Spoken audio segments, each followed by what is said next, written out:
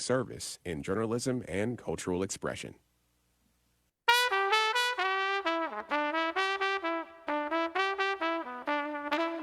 This is Charlotte Talks. I'm Mike Collins. We're at the start of tourist season, and everyone wants tourists to visit, right? Well, they bring their money, they bolster local economies, then they spread the word about the experience, bringing more tourists in the future. Those tourists see the sights, enjoy the food, the culture, and other experiences. It's mutually beneficial. But recently, there's been pushback in some parts of the world as tourism has increased and air travel has made distant places closer. Some locals are objecting to the crowds, the congestion, the strain on infrastructure. In many places around the world, residents have organized and urged local governments to take action. Here's a citizen of Barcelona, Spain. The last years, the city has turned completely for tourists, and what we want is a city for citizens and not in service of tourists.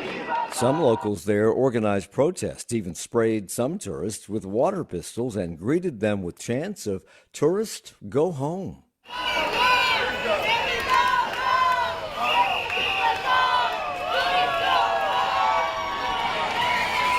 And you know what? It's not just happening in Barcelona. This is happening in lots of hot tourist spots, including here at home. But why now? Is there a happy middle ground here? Can tourists help ease the strain by changing behavior? Or is this just a numbers problem? Too many people in too small places. We look at that this hour. Elizabeth Becker is a journalist and author of Overbooked, The Exploding Business of Travel and Tourism. She's joining us from one of America's hot tourist cities, Washington, D.C. Stephen Burgen is also an author and freelance writer who reports on Spain for The Guardian, and he's joining us from just outside Barcelona today. And Doug Lansky is a travel advisor, travel writer, and speaker who has been in the travel and tourism industry for 25 years, over 25 years. He comments on this on his YouTube channel, Rethinking Tourism, and he joins us from Stockholm, Sweden. Good morning to you all. Good afternoon to the two of you in Europe. Thank you for being here. Good morning. Good morning. Morning. Elizabeth, I'm going to start with you. Condé Nast Traveler, the travel magazine, credited you as being ahead of the curve for bringing up the concept of over-tourism. When did you first notice this phenomenon and where? I was the international economics correspondent for the New York Times at the turn of this century when globalization was changing everything. And the paper wanted me to concentrate on trade, obviously, and so on and so forth, what opening up all these borders meant. And I think a lot of people don't remember how closed off half of the world was pre-globalization, when the communist world opened up, most of Asia, Eastern Europe, et cetera, et cetera. So I looked around, and it was a meeting in France where a Parisian minister said, for us, globalization, it all will depend on how we manage tourism. He was the minister of agriculture. And France was one of the first countries to say, it's not just economics, it's not just culture, it's not just transportation, it's just everything. And how we manage it will determine how much money we make. And they have become the #1 country. They have a lot of people and they manage it. So it was a fascinating subject, fascinating. And you come to this from a foreign correspondent's point of view. You are not a tourism and travel writer per se, correct? No, I'm not, and which makes it fun. But it allows me to see the mix. And I noticed very close to you a place that was going through a lot of this, Tybee Island, Georgia. Right. And so you take a foreign correspondent's eye towards it. And a wonderful woman named Shirley Wright called me up from Forever Tybee, complaining that during the pandemic, some out-of-state buyers had bought up a lot of the homes on the island, and what could she do? And I said, I'm not an advisor, but, I would be happy to join in. And so I was invited to be a speaker for one of their island-wide community meetings. And they asked me a whole bunch of questions. And I said, usually it's bottom up. You figure out what you want the island first. What do you want the island to look like? Then how do you control it? And so that was in 2022. And last year they had their first regulations to rope off about 85% of the island to residents only, and Airbnb would be only in the other 15%. We're going to talk a little bit more about Tybee Island a little bit later on in this program. Stephen, you've reported on the impact of over-tourism and the reaction of locals to it, and you live in the environs of Barcelona, which is where at least one of these protests or several protests have broken out about over-tourism by locals, and you are a local. So I'm just curious from your point of view, talk about it not as a travel writer, but as a person living there and enduring the congestion brought on by massive amounts of tourism. Why has this emerged suddenly as a problem in and around Barcelona and other parts of Spain? I think it's also, Barcelona, several cities in Spain, Amsterdam, Berlin, lots of places. I think there are two problems. One is just sheer numbers, which we've really noticed post-COVID. It seems like everybody has got just has to travel. And we'll come to that. I think part of the problem is it's basically too cheap. But I think the thing is that travel has really changed in that Barcelona is a city. It's a city. Its raison d'etre as being a city. It was an industrial city. It's a 2,000-year-old city. It has a history. It is not Copacabana. Its raison d'etre is not tourism. And and also it's a city, it's about twice the size of Charlotte, 1.6 million. And its infrastructure is designed for those people, for that population, whether it's the metro, the public transport, whether it's water, or simply public space. And it's also a city, because it's a very old city, that has very little public space. It does not have big parks. And so it was all kind of tolerable 15 years ago when we had 10 million tourists. But now that, pre and post-COVID, we're talking 25 to 30 million people. And the sense, I think the point, it kicked off probably about 2016. And then, of course, it died down because of COVID, because we had 18 months when we didn't have any visitors at all, which was kind of nice in a way, but although economically a bit disastrous. And I think the reason that the two main reasons that people are now demonstrating, and there will be a big demonstration this coming Sunday against tourism. One is the sense that the public space is being invaded, that it is just to do the simple things that you do as a resident of your city, like going to work, taking your kids to school, going to the market, whatever it is, that you're fighting all the time with tourism. But the big issue, and this has become an issue for regional and central governments, is housing. The impact of the so-called shared economy of Airbnb has pushed up rents to the point where people cannot afford to live in their own cities. And this is the reason that politicians are having to sit up and listen to it, is because people are fed up because their kids can't leave home. The average, about 80% of 18 to 30-year-olds in this country are now stuck at home because they cannot afford to get either rent or buy a place of their own. And that has become the core issue. There are other issues to do with the sense of, particularly in Barcelona, of it losing its identity, of it becoming kind of globalized. Around the corner from me, you just go like 100 yards from my house, there's a Popeyes, Louisiana Chicken. Next door, there's Starbucks. Next door is Taco Bell. Next door is Burger, McDonald's. It's, and the sense that what has happened to our city's identity.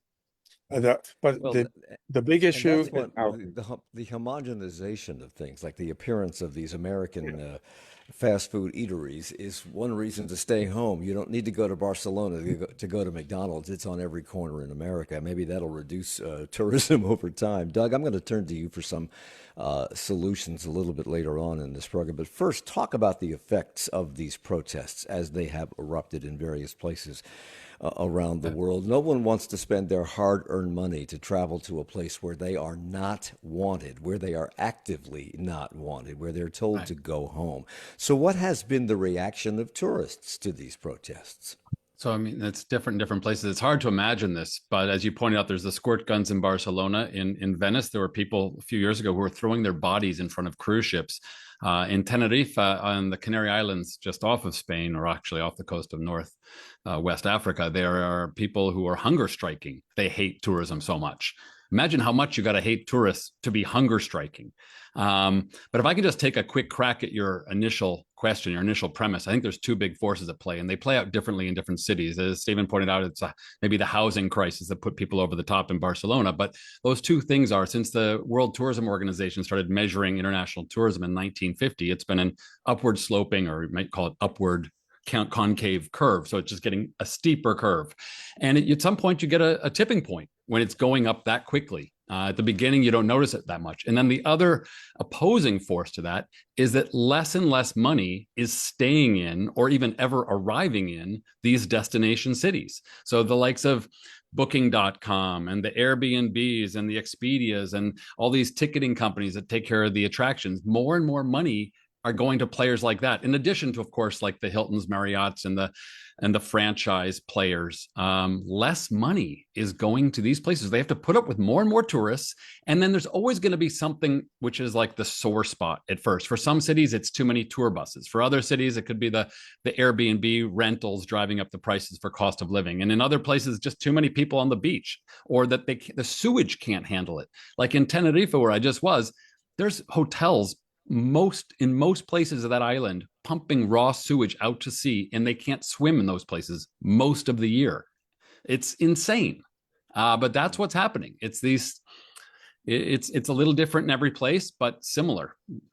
Yeah. It's like this city in a way. We are told that growth is good. Without growth, you die, and more people come here every day to live, and yet the infrastructure doesn't keep up. And the question becomes, when does growth pay for itself? Because right now the costs are outstripping the benefits, and that's the case that you're talking about with some of these tourist locations. Some of these protests against tourism started prior to the pandemic, I understand, and Spain appears to have been and continues to be the hot spot for some of these, and the frustration that locals feel with tourists. Evidently, they are the world's second largest tourist location after France. 94 million travelers, I read yesterday, visited Spain in 2024. That was up 10% over the year before that. Stephen, that means significant amounts of money are flooding into Spain. Why doesn't that neuter the frustration? I have about a minute left. Because I think people don't feel that the money's coming to them. I think that, it's a bit like Doug was saying. I mean, where does all this money go? It goes to big hotel chains. It creates many thousands of badly paid, insecure jobs. But obviously, everyone has to pay their taxes, and so a city like Barcelona gets some income from this. But the sense is that we don't really benefit from this. It feels like something that is kind of implanted. I tell you, actually, it feels like colonization. It feels like colonialism. More and more, it feels like instead of the army arriving, that people arrive, with their phones and their sun umbrellas. But it still feels like colonialism. Stephen Burgen is an author and writer. He writes about reports on Spain for The Guardian. Doug Lansky is a travel advisor and writer with Rethinking Tourism YouTube site. And Elizabeth Becker is the author of Overbooked, The Exploding Business of Travel and Tourism. And we'll continue our conversation about all this when we come back at Charlotte Talks on WFAE. Coming up on the next Charlotte Talks, hurricane season is underway with the National Oceanic and Atmospheric Agency predicting above normal activity in the Atlantic. This comes at the same time the Trump administration has cut hundreds of employees from NOAA, the National Weather Service, and FEMA, which aids in hurricane recovery operations. We look at the impact of this at the season ahead and how to prepare for hurricane season tomorrow morning at 9 on WFAE. Are you tired of sifting through countless news articles and sponsored posts to find the stories that matter about Charlotte? Well, we've got a solution for you. Newsworthy, the daily news podcast from WFAE. We share the top stories every morning, saving you time and keeping you informed. Subscribe to Newsworthy, available now everywhere you get your podcasts.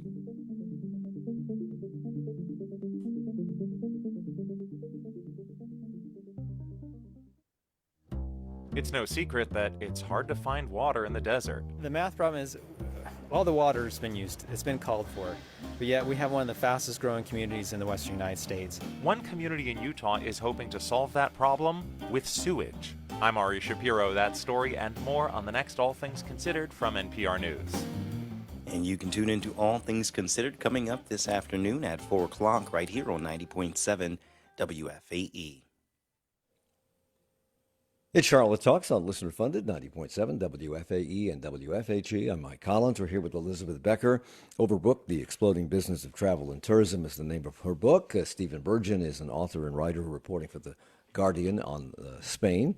And Doug Lansky is a travel advisor and writer. He has a YouTube channel called Rethinking Tourism and several TED Talks available on the internet that you can hear him expound on the ups and downs of tourism. Elizabeth, one of the things that Doug says is that for a long time, the mantra surrounding tourism has been more, more, more.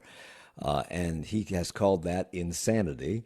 And I'm wondering, since we've talked about how some of these, the overabundance of tourists and tourism has shut people out of housing in places like Barcelona, made the cost of living rise, the infrastructure is not able to handle all this. Surely municipalities are making money on tourists, even if Marriott's getting a big chunk of the money coming in.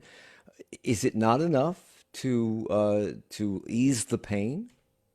I think your assumption is not correct. They're not making that much money. We haven't mentioned cruise ships yet, but both of the other guests will agree with me. Cruise ships just get away with murder. They dock, they have explosions. I've seen them explode in Barcelona. I've seen them explode in Venice, of people coming on, flooding the cities, having a cup of coffee, maybe a drink, going back to the cruise ship for everything. And actually, a city like Venice has figured out they have to spend more money cleaning up after them than they receive in taxes. So no, they're not making money. As Doug said, it goes elsewhere. I've spent a lot of time on Cambodia, so that was one of the first countries I looked at. Once tourism came to Angkor Wat, at the beginning of globalization, the average income for the citizens went down because so much was taken away by the global tourism industry, and it remains the same today. And we haven't mentioned corruption. So much money is coming in that the local politicians, rather than thinking of their community, will often get money under the table. Who has the tours? Who has this? Who has that? This is a huge industry.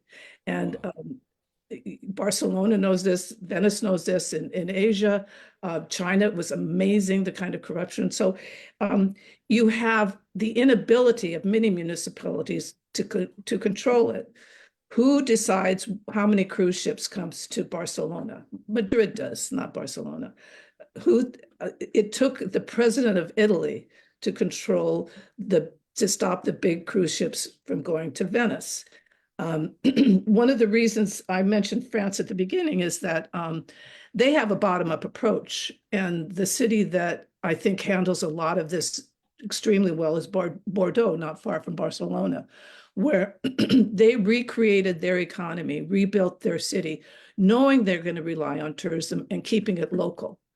So Alain Juppé, the mayor, spent 15 years redeveloping the city, but always having local conversations to the point where they'd have the community would vote on whether they wanted another 4-star hotel or another bus link. So everything was very precise. Douglas, since I quoted your words to Elizabeth, I'm going to quote hers to yours. I started this program talking about her being ahead of the curve, according to Condé Nast, for the observation that there is over-tourism. You don't like that term. You prefer the term unbalanced tourism. But if you balanced it out from what some places are experiencing today, that would, I guess, mean a decline in the number of tourists. And I was going to ask you, wouldn't that mean a decline in revenues? But what I'm hearing from everybody is the answer is no. Yeah, I mean, first I want to say I'm a fan of Elizabeth's work. I've read her book some time ago when it first came out, and I think she's nailed it. I think with the thing with over tourism, that was coined, I think, by one of the founders of the Skift, which is an tourism industry publication. The thing that people get wrong about over tourism, in my mind, is that it's kind of like saying you don't need to have cancer throughout your entire body to say that you've got cancer. You could have a little speck of cancer on your hand, and you can also say you've got cancer. So people think if they don't have the kind of tourism that Venice or Dubrovnik has in the summer, then they don't have over tourism. But it's kind of more like rush hour traffic. Rush hour traffic, if you look at it from a helicopter or a drone or a satellite picture, it just looks like one main highway coming into the city, or two or three, that is chock or block with people, and these other little side roads are pretty empty.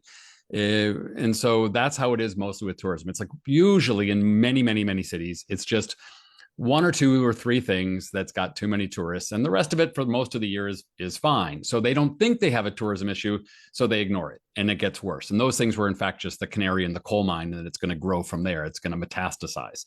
So by saying it's unbalanced, at least it forces them to take some kind of action. And the kind of action that's like the lowest of the low hanging fruit is time ticketed entry. You know, when you book a restaurant time, you don't just say, I'm coming Friday, you pick a time. When you book a tea time at golf, you don't just say, I'm coming on Saturday, you book a time. Same at the hair salon, same at a spa, and same at every place else. And almost every single booking system for every attraction and museum within their system is a time ticketed solution. They just haven't activated it. If they did, that would help spread people throughout the city. And that's a pro-capitalist way that doesn't diminish anything, but will just spread people out. And I think that's the first trick. It isn't just time, though, is it? I mean, the thing is, if you try to book a restaurant and all their tables are taken, they tell you it's full. Yeah. No one ever says we're full. Yeah. I mean, if it was a resort and the resort's got 10,000 beds and all the beds are booked, well, you have to find another resort. If you want to come to Barcelona, there's no such thing as full. And so this has encouraged this idea. I remember a few years ago, I talked to the head of the Hoteliers Association, and I said, where's the limit? He said, there isn't one. And, you know, there is. I mean, there is a limit to where it, and I think, you know, everything has a critical mass. And I think in places like Barcelona, a long time ago, Venice, that we are actually at this critical mass. And now one of the solutions, it's actually the same solution at every mayor I've interviewed all of the mayors in the last 20 odd years in the city. They have the same solution. Quality over quantity, absolutely not true. We just get more and more people. Maybe some of them are more quality, whatever that means, i.e. richer.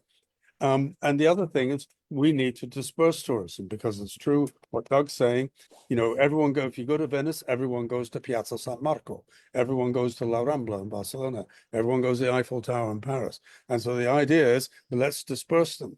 And so there's been some success in that respect. People still go to the Rambla and Sagrada Familia and all the classic tourist sites, but it means that now actually the city has succeeded in ruining other parts of the city that were presumably previously free of tourism. And so it's like, if you use your cancer analogy, it's like you only had it on your hand and now it's all the way up your arm.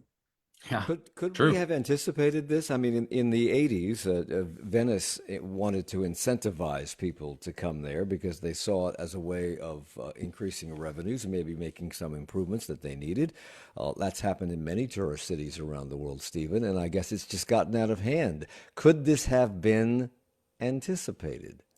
Well, I'm not sure. I mean, I won't deny that it's, I mean, Barcelona before the 92 Olympics was a bit of a grim, sad place, and the Olympics put it on the map, and that's when it became a tourist destination. And unfortunately, since then, rather like Elizabeth saying, the people who run the city have been running it for the tourist business, not for the people who live here.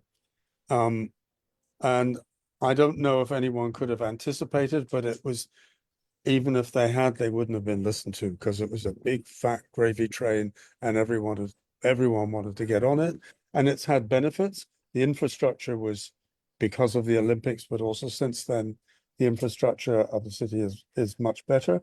And more than that, because when you say I'm opposed to mass tourism, people say, oh, you want to put thousands of people out of work because thousands of people do depend on it. And no, I don't. And it's a very specious argument anyway. The good thing that's happened with tourism is that it's made Barcelona a much more multicultural city, because all these jobs that were created are mostly filled by immigrants, particularly from Latin America, but also Pakistan, all over the world. And when I came here in 2001, the word immigrant was applied to somebody from southern Spain. And now the word immigrant is applied to somebody from another country. And that, I think, has been a very positive thing. Douglas, we've mentioned that because of the influx of tourism, I guess big hotels can't accommodate everybody. So Airbnbs and people renting out apartments and houses has sprung up as a way for them to make some extra money, but that's priced people out of being able to afford housing for the locals to live in. I guess the price of food has gone up in many cases. You're crowded out of your local restaurant and your watering holes because the tourists are there, and traffic has increased, and public transportation is crowded. You've asked the question, how would we feel as locals to these places if the street in front of our house had 50 tourist buses pulling up every day and unloading and loading people who are walking up and down our street and filling our parks and filling our restaurants? I wouldn't feel good about it, no question about it. How new is this phenomenon, though? How predominant is it? How new is it? And what can be done about it? Yeah, I think as you just pointed out, it's hard to imagine if you don't have 50 tour buses on your street. It's hard to imagine what that can feel like to live there or nearby, or having your favorite watering hole just up the road just be overtaken by tourists and you can't eat there anymore. So it's extremely unpleasant. And I think what's happened is it's just reached a tipping point. At the beginning, we didn't really see it coming. Plus, almost all the money stayed in the local destination. So it's that combination of it just accelerating quickly and the money not arriving or not staying. Those are the two forces. And then when you talk about the housing issue, it's both something where they earn money from it and they also don't get in from that way. It's both sides of that. So if you're living in Venice and you can rent your flat out for $4,000 a month and move to the mainland or with your parents, that's great for you, but it's awful for the people who are trying to stay and then their rents go up. So it's good for some of the locals, and it's hard to tell those ones who are renting it not to do it anymore, because that's now, in some cases, their only mode of employment is just renting out their flat. So how do you tell them they can't do it anymore? They're going to push back hard, and the others don't like it either. So it's going to be tricky for any politician. It's a third rail of politics in those places. Elizabeth, with tons of people coming in anywhere, it's going to create wear and tear on the infrastructure. And Doug talks about people throwing their trash in people's bushes as they walk down the street in these residential areas that are supposed to be for people who live there, not for tourists. I'm just curious about, are tourists behaving worse than they used to with the democratization of tourism, allowing more people to travel places they probably could never have afforded to go to 50, 60 years ago? Or do we behave properly? Is that part of the problem? Yes, but and there's you could spend a week looking at videos of tourists behaving badly. There's no question. And part of the problem is crowd behavior. I think individually they behave much better than they do in a crowd. And I want to move it slightly to, we're having a serious discussion, but I don't think these discussions take place enough in the political atmosphere of all of these places. Tourism is treated as a PR question still to this day. And until we take it seriously, until people actually talk in their local governments about tourism. I'll tell you, the one place in America where I saw that was Las Vegas. They have a monthly meeting of the city council with the mayor, and they do nothing but talk about tourism, how it's affecting the people. They take it seriously. They always have. It's been their raison d'etre. And I already talked about Bordeaux and Taibi. I talked a little bit about Taibi. They did not take it seriously. They didn't see it was a political issue until 2022 after the pandemic. And then they started electing new members of their council, and 2 years later put in the regulations. So I argue that it's a very important, serious subject. And this moment in 2025, especially because we're having a tourist revolt against the United States. We're seeing globalization being eaten away. And I wrote about that already, and lots of people are writing about it. We're up on the border, the northern border. Already, American businesses are suffering. As far away as Honolulu, the Canadians, for instance, because of the behavior of the Trump government and the behavior of border ICE agents, they're not coming here. And the countries of Canada and France, Germany, Finland, one more, Great Britain have travel warnings about visiting us.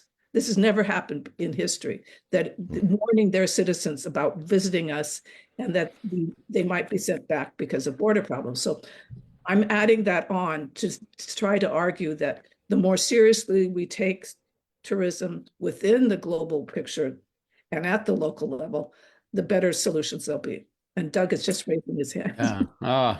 Yeah, I just want to add on to that. It's a great point. I just want to say that part of the reason we're having a lot of these issues with tourism is it was formed backwards. Tourism was an industry that was up and running all on its own. And then they said, well, if some tourism's good, more tourism must be better. Let's fund a PR marketing company. And so they jumped out in front of it and called it a parade and pretended to be leading it.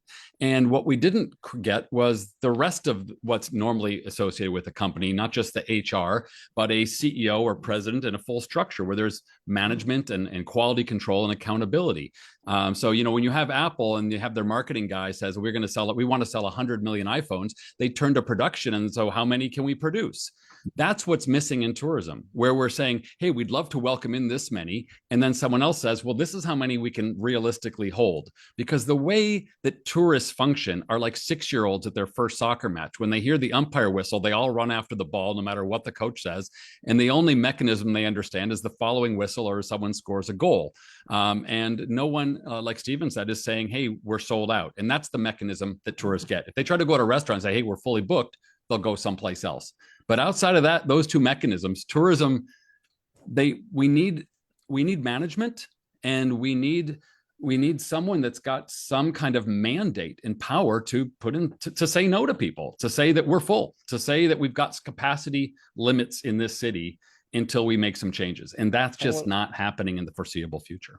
I want to come back to something in a moment, Douglas, that you've talked about with regard to how theme parks handle tourists and how much better things are for tourists when they go to theme parks because of the planning that goes into that, and that cities could maybe apply some of this. But first, one of our listeners, Stephen, a man named Peter, comments by email, when I lived in the UK 20 years ago, I visited Barcelona a few times, and the chief complaint I heard was regarding young people from elsewhere in Europe carousing while intoxicated on Las Ramblas, a phenomenon akin to spring break wildness in Florida. In other words, lots of young people from within the continent with the means to travel to nice, warm spots in which to behave badly. We have to take a break. I just heard the music start, so we'll come back and I'll get an answer to my question about what is being done about that, because some cities are taking action and putting in regulations to control that kind of behavior, and we'll talk about that with Stephen Burgen in just a moment. It's Charlotte Talks.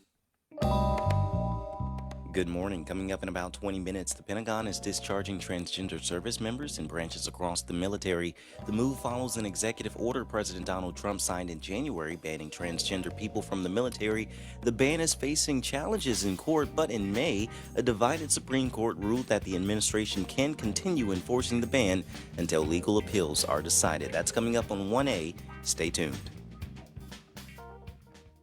This is A. Martinez, host of NPR's Morning Edition. One of the things you can count on from NPR and this station, we got your back when it comes to reporting on the news. And one of the things this station counts on to keep it all going, contributions from listeners. One way you can contribute is to donate a vehicle you no longer need. It's free to you, easy to do, and could be worth hundreds of dollars in support. If you don't need it, donate it. Thanks. To get the process started, visit WFAE.org/cars. Support comes from WFAE listeners and Davidson community players celebrating Pride Month with Head Over Heels, a mix of Renaissance romance and music of the Go-Go's, June 18th through the 29th at Duke Family Performance Hall. Tickets at davidsоncommunityplayers.org. And Mazda of South Charlotte, committed to drivers that share Mazda's passion that cars make driving matter. More at mazdaofsouthcharlotte.com. You're listening to Charlotte Talks here on WFAE. It's Charlotte Talks on Listener Funded, 90.7 WFAE and WFAE.org. I'm Mike Collins. We're talking about travel and tourism and the pushback in some places against too many people in too confined a space coming all the time. Elizabeth Becker is a journalist and author of Overbooked, The Exploding Business of Travel and Tourism. Doug Lansky is a travel advisor and writer with a YouTube channel called Rethinking Tourism, and Stephen Burgen reports on Spain for The Guardian. So we talked about people coming to Barcelona and other spots and behaving badly, mostly European tourists, but I'm sure that American tourists do this too. And there have been places, Stephen, that have put in regulations to control behavior and to try to curtail some of the bad behavior. How's that going over? I think probably 10 years ago, or possibly even earlier, they introduced the first bunch of antisocial behavior regulations, which included not drinking in the street, men not walking around shirtless, women not walking around in bikini tops. And not talking about the beach, but in the city. This isn't out of prudishness. It offends people in the city to have their city treated like it was a beach bar. And people, you may be surprised, but people actually really hate this. Anyway, and they've brought in that you can now be fined, I think, 600 euros for urinating in the street. The thing is, it's not enforceable. The police can hand you a fine, but you're from another country, you just go home. The fines don't get paid. 99% of the fines are never paid. And there's an odd thing that happens to people on holiday is they behave differently. Lots of people, not just young people. They wear clothes they'd never wear the rest of the year, and they behave differently. And mostly they behave badly. If most of the people, the way they behave in cities that they go to, if you said to them, would you behave like that in my house? Would you come in my house and just like behave like at your house and open the fridge and take out a beer and then, maybe pee on the floor and so on? I mean, none of these people would, even the worst of them wouldn't. And yet somehow, as people get on holiday, drink is a factor, particularly with British and Irish people more than others. But it's an attitude. It's like, I'm on holiday, so whatever, I'll do whatever I like. And it's a very odd attitude, because if you did stop to these people and say, this is my home, you wouldn't behave like this is my home. Of course they wouldn't. This is one of the things that you talk about in your comparison, Douglas, to how theme parks handle this. If they want to open a new attraction, they put an infrastructure to handle the inflow of people to that new attraction. And one of the problems that I know about, at least in Barcelona and probably other places around the world, including our own country, is the scarcity of public restrooms for people, forcing them to urinate on the street, as Stephen just mentioned. What's the cure? All right. I think the quote that you were maybe aiming at that I've said a few times, which is that the more a destination utilizes the management of Disney behind the scenes, the less their city will feel like Disneyland. So we need to employ some of their techniques behind the scenes. So when Disney wants more people, they don't just add a new ride. They add more bathrooms, more restaurants, more parking. They grow holistically. And that's what they're not getting. When a destination wants more people, they add one attraction, or they maybe add a hotel. And they go, okay, everyone else deal with it. And that's where we get into trouble. There isn't that kind of oversight, management, growth. And when we come down to the really bad behavior, the spring break equivalent in Europe are all these stag and hen parties that are coming in. And, in 2023, Amsterdam had a huge campaign against those people coming and say, you're going to end up in jail here. We're going to arrest you if you come and start partying in our streets. They implemented huge fines for urinating in public. They actually painted a lot of the walls that get commonly urinated on with special paint that splashes it back on their shoes. And then they've taken a more positive approach in recent years where they have these kind of very subtle urinals. Like in Paris, they did this. It looks like a normal plant that's just a little bit elevated. But if you look closely from one side, it's actually a discrete public urinal. And that's exactly what the US is going to have to start doing, like next year when they start hosting the World Cup. They better get their act together, or there's going to be a lot of unwanted urinators getting picked up by the police. So I mean, there's tactics like that, but it's how do we not just avoid the worst behavior, but how do you encourage good behavior, and how do you get the locals to welcome them in? Now imagine if when you get on a bus, if you're local, when you blip your phone or your credit card, if the thing pops up, the fare has been reduced, and it says 50% of this fare was paid for by tourism tax. Well, that feels pretty good. That feels like I'm getting something back for it. Or you're at a local nice gym, outdoor gym and playground, and it says this gym was paid for, this playground was paid for with tourism money. Well, okay, now you're getting something back for it. That falls on the politicians to start being smart with this tourism money and tourism taxes. And Barcelona probably did the smartest thing of anything I've ever seen with tourism tax. They took 100 million euros of it, and they bought solar panels and inverter heat pumps to put on schools and other public buildings to say, we're going to offset your emissions for you. And for some reason, trees has become too polemic because some of the trees were never actually going to get cut down, and people would argue over that. But when you add solar panels to a public building, that's somehow a more concrete solution. But there are some great techniques happening around the planet. Elizabeth, you just hit on one issue that we haven't talked about. You mentioned emissions. Here we are, everyone's talking about sustainability. We have to reduce global emissions. Tourism, I mean, it's massive in its emissions. And it's a dirty industry. It's as dirty an industry as any you could imagine. And all we want is more of it. And so we can't have both. We can't reduce our emissions and have more tourists all the time. It's not possible. But isn't it confusing, Stephen, the message that they're telling us? They're saying, please come and fly here and visit us. But once you get here, you should care deeply about the environment and please reuse your towels. Even though on a typical trip, you need to somehow not use between 500 and 5,000 towels to make up for your flight. Little unrealistic. That's just a domestic flight in the United States. The average emission is 1.2, I think, tons of CO2 just to be on an airplane per passenger. Elizabeth, go ahead. Europe's trains have been a very nice addition. The amount of train travel has gone up. I don't remember the percentage, but the France has passed a law restricting the amount of short-term flights and instead require you to take their wonderful train system. So they make the alternative.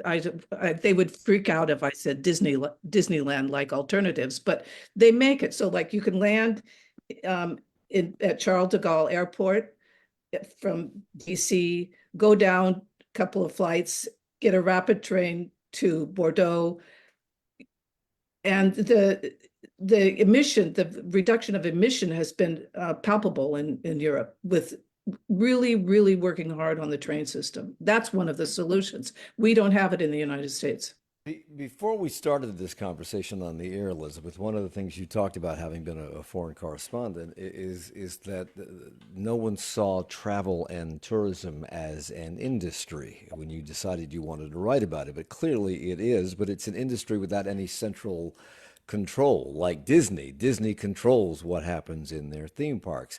But it's happening. It's beginning to happen. In Spain, local governments are clamping down on things like pub crawls and party boats and public drunkenness. In Italy, Venice is charging an entry fee to get into the city if you don't live there. Pompeii is limiting the number of visitors per day. They're limiting the number of visitors per day to the Colosseum in Rome. Is disembarking on day trips to places like Mykonos. In the Netherlands, as somebody has referred to, Amsterdam has a stay away campaign warning partygoers not to come, and that smoking cannabis in their red light district will get you arrested. Mm-hmm. Is this the future, Elizabeth? Is this it? Yes, because I think you should not be shocked that finally governments are realizing the importance and the intrusiveness of travel. It is a big industry. So we shouldn't be shocked. When we look at the oil industry, which is my favorite, we don't look at the oil industry for how many gas pumps or whatever. We look at what is it doing to the environment, how is it being distributed, is it part of our whole energy strategy. Tourism is just as important. So rather than looking at this solution or that solution, be happy that finally governments are taking it seriously. And yeah, that's the future. And I think it's going to be bottom up. Communities are going to decide what they want from tourism, and top down, because then the top has to make sure the regulations are helping the community. So yeah, I welcome it. Elizabeth, you live in one of the top tourist destinations in this country. It's a place I grew up, Washington, D.C., and I now realize why my father never took us to the Smithsonian or to the Capitol or to the White House, because that's where the tourists were and we stayed away. And I'm just wondering if there are similar feelings among Washingtonians about the overabundance of tourists and tourism.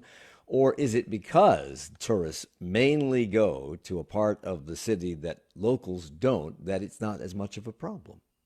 That, as you know, since you grew up here, where they go is a pretty broad area. So I have not. I was surprised. I don't hear much about it here in DC at all. We are. I mean, you know how big Rock Creek Park is. Yes. And larger than Central Park in New York. I hear it much more in New York City, no question. New York is, the crowds in New York, that is bothersome, but not in DC, no. I think largely because it's so much, school kids coming, and my grandson is coming down to go to the Smithsonian day camp for 2 weeks. It's easy. And our infrastructure is better than when you were here. Our metro system is fabulous now.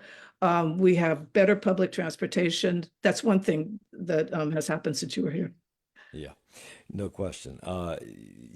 She mentioned, Elizabeth mentioned Tybee Island, Georgia, and how they fenced off 80% of the island to tourists because they were overtaking the locals there. And you say that capping the number of tourists coming to a location can actually be more profitable for that area. How so? Absolutely. I mean, think of any Michelin star restaurant. They don't jam people in, put them on the floor, sit them in the hallway. They have a number of covers that they know they can handle. Same with any golf. I'm sure at Augusta National, they could let 1,000 people tee off at once and give everyone hockey gear and let them walk down. But they're not, at the end of the day, that's not how you're making your money. You're making it by giving the people who come a great experience and figuring out what that right number is. Just like every single stakeholder within tourism, there is a limit on the number of people they let on an airplane, the number of people that they let stay in a hotel, that they let into a spa or let onto a golf course. And that's the same for a destination. I mean, it gets overcrowded. It's not good for the locals. It's not good for the visitors. It's not good for anyone. And part of the thing, I just want to make one more point, is that we've been looking at the wrong metrics. Since this thing started, we've been looking at numbers of travelers, and still to this day, marketing people are getting bonuses based on the number of people they bring in, or hotel bed nights, or whatever they want to count. But I think we should be looking at the amount of money that stays in the local economy, the quality of life for locals, and the quality of life for visitors in the environment. I think those are the metrics we should be looking at if we want to take tourism forward and make smarter decisions. And then once we start looking at the right numbers, it's a lot easier to make smarter decisions.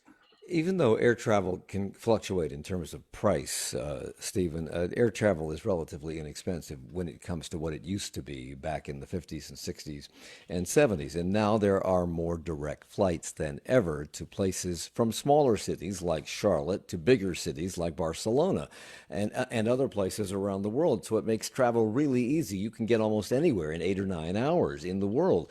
Is that exacerbating all of this? Yeah, I mean, it's just getting cheaper and cheaper. When I lived in London, and I used to come here a lot, I'm talking about the late 80s, a cheap plane fare would have been maybe $300 to Barcelona, and now I wouldn't pay the equivalent of more than $100. This is like 30 years later. So in real terms, it's got cheaper and cheaper, and within Europe, it's very easy. And I could probably, not this time of year, but in October, I could probably fly to Stockholm for $25, return even, or Tallinn or Prague or, dozens of other cities. Part of this is because there's no tax on aviation fuel. Aviation fuel is unrealistically cheap, allowing the industry, to run these extremely cheap flights.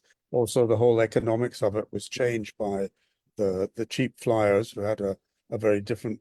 Before that, the airlines basically were funded by business travelers, and then they had this idea that, well, we'll fill the plane with more people but paying less.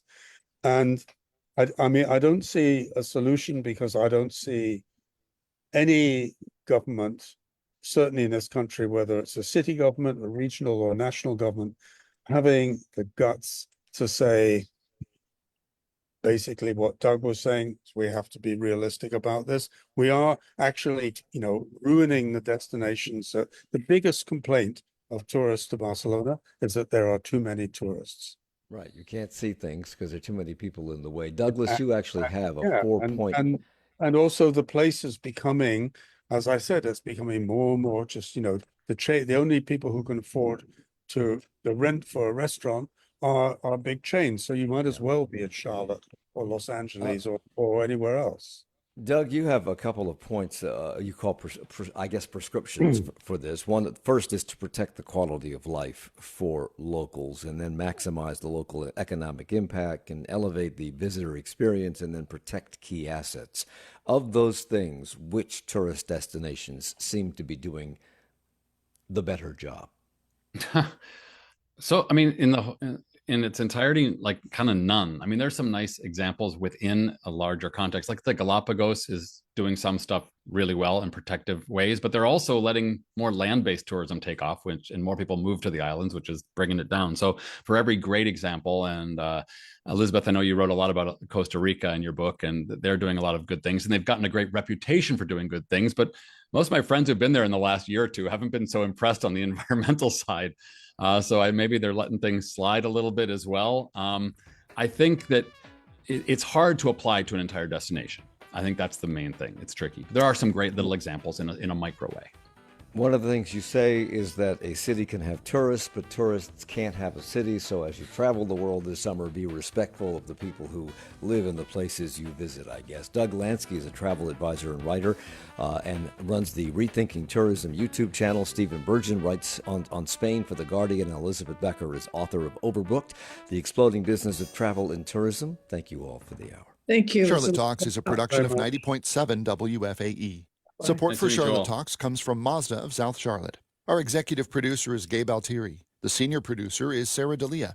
Our producer is Chris Jones. For more information about Charlotte Talks, to listen to past episodes, or to subscribe to the Charlotte Talks podcast, visit wfae.org/Charlotte Talks. Additional support for WFAE programming comes from the Corporation for Public Broadcasting, a private corporation funded by the American people. Good morning. It's 10 o'clock. 1A is next. On the next Charlotte Talks, above normal activity.